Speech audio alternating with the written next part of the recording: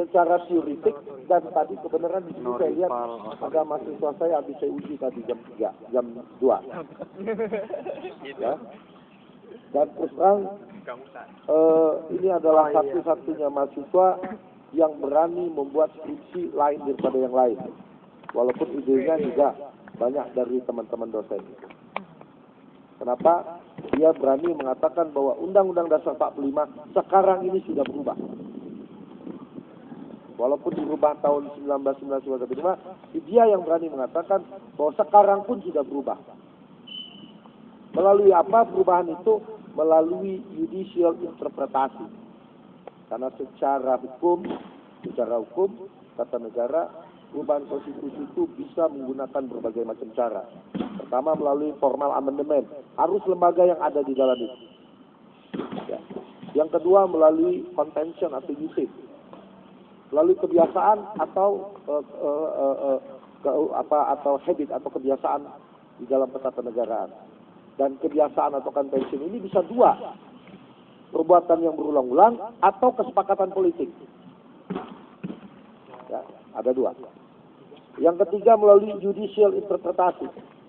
Ini Mohtar, dia mengatakan Mahkamah Konstitusi sudah melakukan perubahan Undang-Undang Dasar.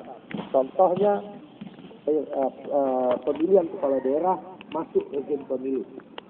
Padahal dalam Undang-Undang 45 pemilu dipilih secara demokratis, Perda.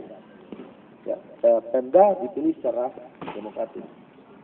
Banyak hal yang dia ungkapkan, dan itu adalah skripsi yang sudah tertarik beberapa dosen untuk dijadikan buku.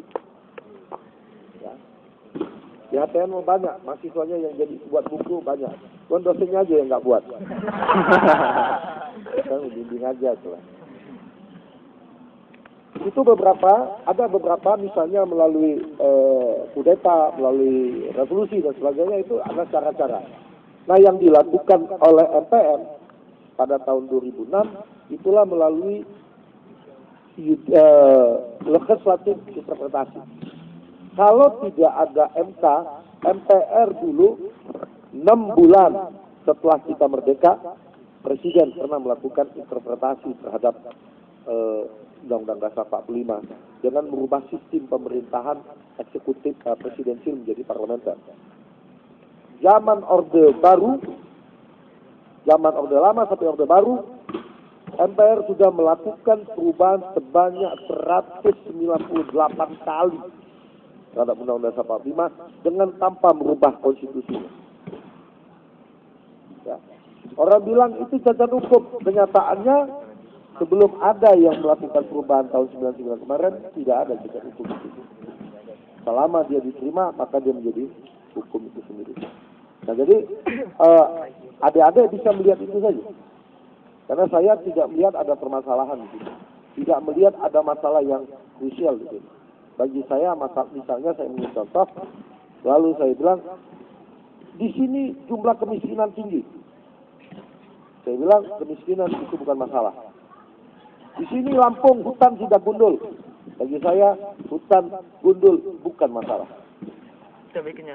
Kalau misalnya hutan itu sebagai masalah, maka proyeknya reboisasi jalan terus. Tapi hutan tetap gundul. Sejak Orde Baru reboisasi terus ya. Hutan tetap gundul. Kenapa? Karena tidak pernah menemukan masalah. Masalahnya illegal logging. Itu masalah. Kalau udah ketahuan, tutup illegal logging, hutan tumbuh dengan sendirinya. Miskin bukan persoalan, bukan masalah. Tapi penyebab kemiskinan, malas, nah itu masalah. Bodoh bukan masalah, yang masalah nggak mau belajar. Nggak lulus itu bukan masalah sebenarnya. Yang jadi masalah itu nggak mau belajar. Nah, selesai masalahnya kan. Bagaimana solusinya? Belajar. Kan begitu aja kan? Belum. Jadi jangan bicara gejala. Bagi saya ribut-ribut kemarin bukan masalah. Masalah. Ya kalau mau dikaitkan politik, saya sudah banyak ngomong. Beda ya. Ya. Kalau Peri mau kritik Unila, saya dukung. Bila perlu minta data, saya kasih. Atau adik-adik yang kemarin mengkritik Peri, minta dukung tentang Unila, saya kasih datanya. Sekarang pun saya mau ngomong tentang Unila. Coba Anda lihat, apakah Unila sekarang maju? Cek. Cek perbandingan pemimpin dulu dengan pemimpin sekarang. Ada nggak pemimpin sekarang? Itu ya, turun dulu dari bawah. Kenapa itu? Cek.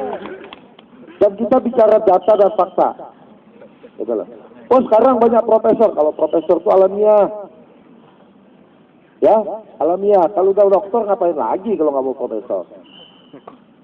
Kebenaran saja. Ya, kebenaran saja. Oh banyak dokter, itu juga alamiah. Kenapa? Karena ada sekolah. Siapa saja pemimpinnya kalau banyak yang sekolah, pulang butuh dokter. Ya kan, itu. Nah, sekarang apa yang sudah dicapai? Tahun 2007, Unila masuk 12 besar Indonesia. Alhamdulillah, tahun 2011, kita nomor 20, satu. Maju kan? Maju ke belakang. Ya kan? Alhamdulillah tahun 2007 98 karya ilmiah nasional. Ya. 9 internasional. 2011 9 nasional, 3 internasional. Maju kan? Maju. Ya. Kan begitu caranya. Apa masalahnya? Dosennya nggak mau berkarya. Tanya Bapak berkarya nggak? Berkarya saya. Saya sudah menghasilkan 7 buah buku. Dan saya sudah menghasilkan lebih dari 100 penelitian. Dan saya sudah menyelesaikan lebih dari 400 kasus konflik ketahanan di Indonesia.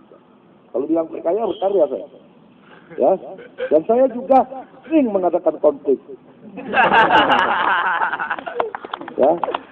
Karena kalau di Lampung nggak konflik, saya nggak dapat duit. Kenapa? Diundang seminar terus, ngomong terus kita. Habis di sini konflik, ke sana konflik lagi dia. Baru didamain, cukup 3 kali aja. Ya. Oleh karena itu, menurut saya, sebenarnya nggak ada masalah. Kalau mau Anda tanya sama saya, silakan aja. Apapun persoalan nanti saya jawab. Tapi bagi saya, yang kemarin, nggak ada masalahnya, nggak kelihatan masalahnya. Ya. Tapi ribut-ribut, itu soal suka atau tidak suka saja. Ya, kalau bagi saya cuma itu. Ya saya kira itu saja. Wassalamualaikum warahmatullahi wabarakatuh. Waalaikumsalam warahmatullahi wabarakatuh.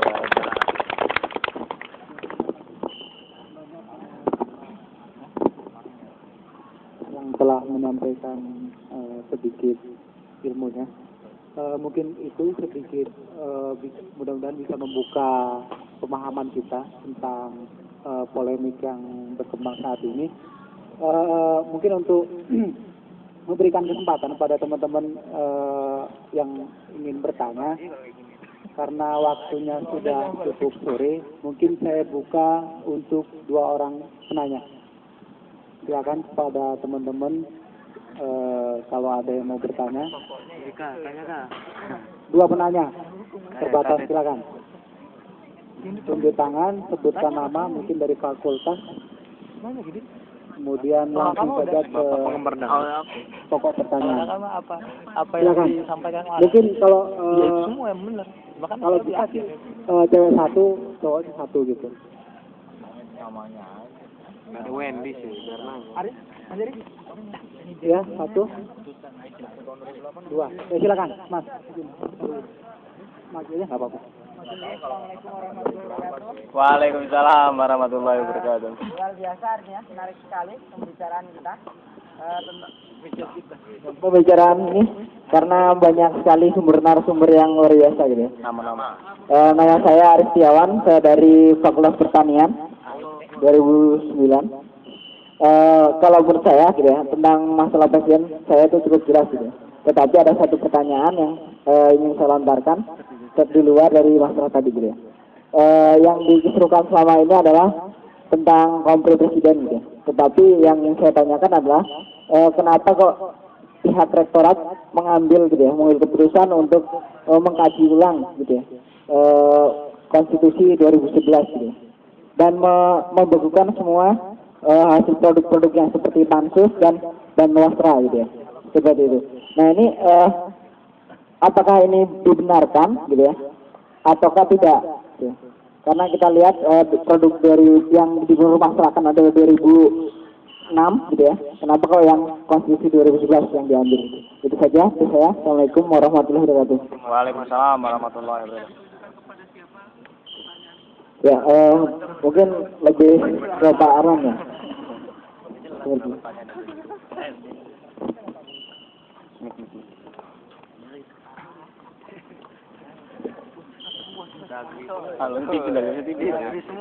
Assalamualaikum warahmatullahi wabarakatuh. Waalaikumsalam warahmatullahi wabarakatuh. Nama saya Alfamidah Stuti dari Fakultas Pertanian. Saya mau nanya sama MPM. Sebelumnya, kenapa sih dari teman-teman SKP, IKBM, Unilanya itu nggak diundang gitu? Sebenarnya yang mau saya tanyain itu ke mereka gitu. Kan permasalahannya itu Presiden Kompre, tapi kenapa waktu aksi 5 Mei itu yang dituntut yang dituntut itu bekukan KBM Unila, padahal kan permasalahannya Presiden Kompre. Assalamualaikum warahmatullahi wabarakatuh. Waalaikumsalam.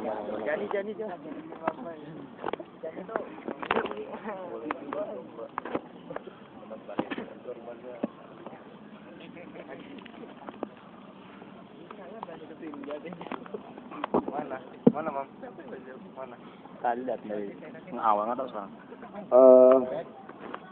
Saya dulu pernah pada waktu mau kembali ke tanah leluhur saya ke Lampung, bapak saya tanya, waktu itu mungkin umur saya masih 17 tahun, karena itu keluargamu sudah nggak tahu di mana, karena memang saya aslinya orang Lampung, tapi itu kakek saya sudah hijrah karena lu Lampung Sumatera Selatan. Terus saya bilang, saya akan berjalan kemana saya akan pergi.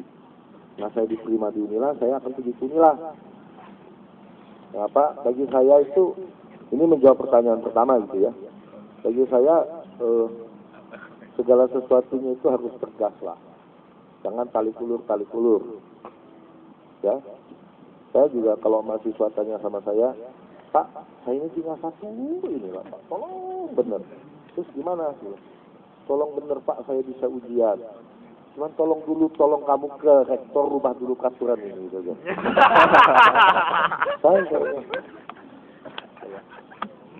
Kenapa? Kadang-kadang maaf, saya tahu yang menghadap saya itu masih hubungan keluarga, sedarah dengan saya. Saya katakan, jangan ngadap aja rektor kamu. Bilang, jangan senang, rubah dulu peraturan. Akibatnya lebih banyak. Kalau saya tolong satu. Saya nggak pernah bilang A itu B itu. Ya A aja lah. B enggak A. Pistol B tetap A. Uang tetap A. Perempuan tetap A. Kenapa? Semuanya udah secap. Nggak ada yang enak. Ya nggak ada yang enak. Semuanya dengan fitnah. Nah, kalau dipertanyakan mengapa rektorat mengkaji ulang? Nah, ini sekarang saya jawab. Seluruh organisasi formal mahasiswa itu di bawah rektor, itu benar, itu aturan. Jadi kalau rektorat itu adalah intervensi, itu benar. Kenapa? Karena kita ini satu keluarga, satu sivitas akademika yang dipimpin oleh rektor. Apalagi kalau yang sedang saya perbaiki sekarang, Statuta Unila, ya. Kalau saya melihat peraturan yang terbaru, agak tercengang juga sayanya. Ya. Saya baru kira-kira 1 minggu yang lalu diaktifkan kembali oleh rektor, dipanggil ulang, karena udah diserahkan kepada 9 profesor, 2 bulan nggak kelar. Akhirnya dipanggil lagi orang yang pernah ngelawan, tolong dikerjain gitu. Cukup sehari semalam selesai kok. Iya. Sehari semalam selesai, terus dibayar honornya jam 2 siang. Saya lihat honornya itu misalnya 5.000, cuman yang baru dibayar 200. Saya langsung berhenti kerja. Ya udah, nanti kalau yang 3.000-nya sudah ada, saya lanjutin gitu. Baru hari Rabu kemarin saya dipanggil lagi, Pak, yang 3.000-nya sudah ada. Jadi kerja lagi di ruangan Pak Asriadi. Saya kerjain. Kenapa pada waktu saya dipanggil, saya tanya, ini pengabdian masyarakat atau bukan? Bukan Pak, kalau pengabdian masyarakat saya menjemata aja saya kerjain. Terus terang keahlian saya memang membuat undang-undang. Ya, saya pernah membuat undang-undang dasar 45, perubahan undang-undang dasar 45 saya pernah membuat, undang-undang otonomi daerah saya pernah buat, undang-undang pemilu saya pernah buat.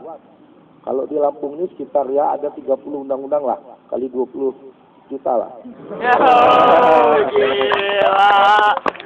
Saya fair aja kalau ngomong itu bukan untuk sombong, tapi memang saya punya pengalaman di bidang itu. Ya kalau jadi dosen nggak bisa beli mobil kan? Ya, nggak bisa beli mobil. Fair aja. Jadi jangan menganggap bahwa dosen itu mata penjara banyak lah. Ya, walaupun PD1 juga masih konsultan di luar. Ya, kalau ditanya itu. Nah kalau misalnya rektorat mengkaji ulang apakah dibenarkan ya dibenarkan. Tapi kalau membekukan ya nggak perlu. Dan itu harus ada batas waktu kaji. Kalau memang sudah perlu disahkan ya sahkan. Kalau memang dia bertentangan dengan peraturan akademik, nyatakan peraturan akademik. Jadi nggak menunda-nunda. Kalau Anda tanya dengan saya berwenang. Yang mengkaji itu berwenang. Nah kalau IKBM tidak diundang nggak tahu saya. Benar nggak tahu. Ya, jauh mana itu biar si Eko aja lah yang jawab gitu ya. Kenapa IKBM-nya nggak diundang kok? Baik, saya lanjutkan apa yang menjadi pertanyaan dari teman-teman tadi dua. Ya, yang pertama adalah tentang KPIKBMU, sulit juga KPIKBMU ya, yang kenapa kemudian tidak diundang ya. Pertama kita harus lihat dulu KPIKBMU itu apa, ya kan? Ya, apa coba? Itu. Jadi itu KPIKBMU itu kita harus melihat itu adalah bagian dari gerakan mahasiswa yang coba kalau se-ekstrim bilang itu dalam tanda kutip adalah pemberontak ya. Jadi gitu. Dan kita dan tadi kalau bilang Pak Arman Yasir bahwa yang dipermasalahkan itu ingin kemudian Ferry turun, Presiden mahasiswa turun, kemudian juga ingin membukukan KBM menilai, saya pikir ini adalah problem yang kemudian tidak cukup substantif ya, yang kemudian kita harus membuatnya. Dan kita hari ini adalah KBM menilai adalah lembaga yang kemudian sah ya, lembaga yang kemudian legal ya, lembaga yang kemudian hari ini kita pimpin di dalamnya, baik itu MPM, baik itu DPM, baik itu kemudian Presiden BEM dan seterusnya adalah lembaga yang kemudian sah ya. Nah, terkait dengan kenapa kemudian tidak diundang, yang pertama adalah tadi itu ya, itu lembaga apa ya, itu yang pertama. Kemudian kedua adalah sebenarnya sudah diundang ya, tapi memang istilahnya kan hari ini yang diundang adalah PR1, kemudian PR3, kemudian juga ketua DPMU ya kan. Dan juga yang kemudian hadir hari ini seperti itu. PR1 tidak bisa hadir ya karena mengurus SNPTN, kemudian PR3 juga tidak bisa hadir ya kan. Nah itulah. Kemudian juga dan yang terakhir juga ketua DPM juga kemudian tidak bisa hadir seperti itu. Kemudian beberapa juga sudah saya kabari ya, beberapa teman-teman yang kemudian cukup ini tapi sampai sekarang tidak kelihatan batang hidungnya, sangat disayangkan seperti itu. Padahal kita ingin beradu argumen lah dengan teman-teman. Seperti itu. Nah terkait dengan pembekuan KBM Unila saya pikir tidak kemudian dibekukan ya. Adanya kemudian tadi konstitusi KBM Unila itu adalah bagaimana dilihat dari sisi akademis ya. Dari sisi akademis yang kemudian itu coba kita akan memberikan formulasi yang tepat. Tapi tidak harus kita sama-sama kawal ini rekan-rekan sekalian. Jangan sampai kemudian konstitusi KBM Unila apapun produk hukum mahasiswa kita ya kan, dan itu menjadi intervensi dari rektorat, sehingga yang kemudian menjadi kemauan rektorat itu bertentangan dengan apa yang kemudian ada di dalam mahasiswa, sehingga suatu saat ketika mahasiswa ingin mengkritik rektorat itu kemudian menjadi bungkamkan dengan adanya konstitusi KBM Unila yang kemudian dipasung hak-hak kita seperti itu. Nah itulah yang kemudian agak cukup miris hari ini. Saya juga merasakan ya bagaimana kemudian hari ini pansus hari ini coba di off-kan sementara karena memang problemnya adalah konstitusi KBM Unila kita itu hari ini oleh pihak rektorat dikatakan bahwa konstitusi KBM Unila kita tidak legal seperti itu. Kemudian juga dikatakan bahwa konstitusi KBM Unila kita ya hanya sebatas draft ya, seperti itu. Nah inilah yang kemudian coba kita kawali bersama-sama seperti itu agar kemudian prosesnya ini juga menjadi lebih matang ke depan seperti itu. Besok ada pertemuan tim itu ya, tim penelah itu. Pada Jumatan seperti itu. Ya, mudah-mudahan kemudian akan menjadi sebuah penyelesaian ya, sehingga kemudian kita bisa kembali menggelar pemira di tingkat universitas dan juga di tingkatan fakultas yang kemudian tadinya pemira di off-kan ya, dan kemudian bisa berjalan lagi dengan baik seperti itu. Itu mungkin dari saya. Mungkin ada tambahan dari Presiden. Iya, terima kasih. Langsung saja ya. Yang pertama tentang masalah pembengkuan atau di off-kan-nya pansus dan produk-produk hukum lainnya. Itu permasalahannya sebenarnya tidak ada kaitannya dengan status presiden dan komprenya presiden. Karena kan permasalahannya adalah kemarin kan sudah ditetapkan konstitusi 2011 tanggal 22 Maret. Tahu ya? Nah, tanggal 22 Maret itu sudah ditetapkan, tetapi pada saat ditetapkan itu tidak di SK-kan rektor. Tidak bisa di SK-kan rektor seperti konstitusi 2006. Namun itu tetap dijalankan karena memang DPMP menganggap bahwasannya itu sudah sah karena sudah ditetapkan, dijalankan. Lahirlah Undang-Undang Nomor 1 Tahun 2011 tentang Pemilihan Raya dan Penyelenggara Pemilihan Raya. Nah, Undang-Undang kedua Undang-Undang tersebut Nomor 1 Tahun 2011 itu melahirkan pansus. Pansus yang ada sekarang ini lahir dari Konstitusi 2011 yang melahirkan Undang-Undang Nomor 1 Tahun 2011. Nah, direkrutnya berdasarkan Undang-Undang Nomor 1 Tahun 2011 itu. Nah, karena PR3 membuat surat ke PD3 itu bahwasannya Konstitusi 2011 itu ilegal karena tidak di SK-kan rektor, maka seluruh produk hukum terkait dengan Konstitusi 2011 itu ilegal. Sehingga pansus yang sekarang itu tidak ada dasar hukum yang kuat menurut pihak rektorat, makanya disuruh di-off-kan lah aktivitas pansus itu. Jadi permasalahannya di konstitusinya ini saat ini. Nah, kita sedang mengupayakan bagaimana pansus ini bisa tetap bekerja. Karena kan kita sudah mepet untuk waktu libur tenang dan juga libur semester. Makanya ya berdoa sajalah mudah-mudahan bisa segera selesai masalahnya. Karena ini untuk perbaikan bersama seperti itu. Itu mungkin dari saya. Cukup.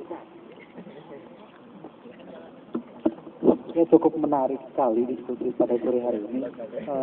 Namun sangat disayangkan dan mohon maaf sekali pada teman-teman karena keterbatasan waktu yang memang waktunya sudah hampir menunjukkan pukul 6 sore.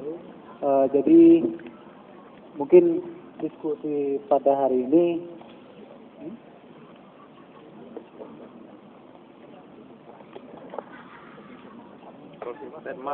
closing statement satu-satu.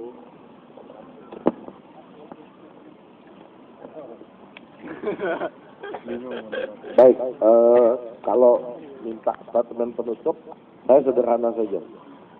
Secara hukum ketatanegaraan dan Anda adalah Peri. Karena yang dipersoalkan itu tidak ada persoalannya. Kalau secara ketatanegaraan saya mengatakan bahwa apapun yang dilakukan oleh konstitusi Anda itu sudah benar. Dan saya menganggap bahwa konstitusi itulah yang ada, ya. Dan kalau ditanyakan kembali, saya mengatakan kembalilah dengan ini. Tadi saya tanya di depan ada banyak, ternyata dia juga belum menyerahkan skripsi, ya berarti masih statusnya mahasiswa dan siap harus bayaran semester ini. Itu konsekuensinya, ya. Dan kalau soal pembekuan segala macamnya itu, kalau memang mau jalan, pakai aja konstitusi yang lama. Ya, kalau konstitusi yang lama mengatur nggak dengan pansus segala macam, jalan aja, karena tidak boleh ada kekosongan hukum. Ya, tidak boleh ada kekosongan hukum. Yang penting artinya begini, bahwa Anda ingin jalan. Kalau itu belum disahkan universitas, pakai yang lama. Sepanjang itu Anda sepakati, jalan. Ya, itu aja closing saya. Terima kasih. Mantap, jalan terus.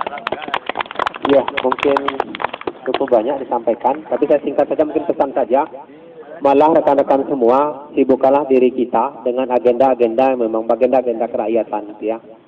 Hari ini rakyat di luar itu sangat menantikan kontribusi positif dari kita.